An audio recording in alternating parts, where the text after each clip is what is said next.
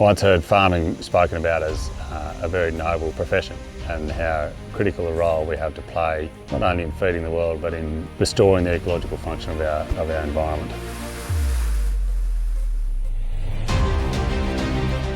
Environmental responsibility goes hand in hand with productivity in production. You can't have one without the other.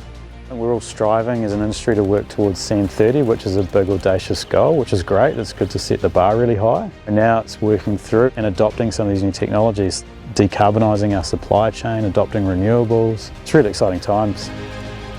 Soil health is the building block to all agriculture. We need our soils to be healthy to grow more plants, which means we can feed our animals better.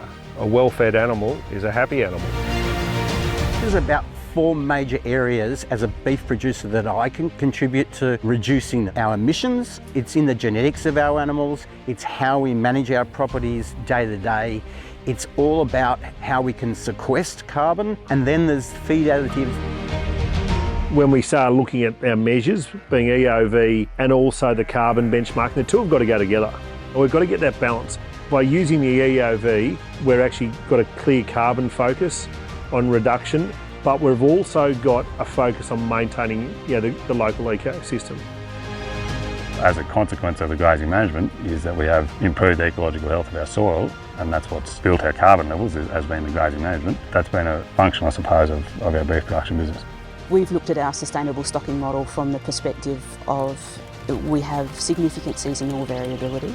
How can we have our cattle interacting with that landscape in a way that there's resilience and buffer in that system to get us through the peaks and troughs in those seasons?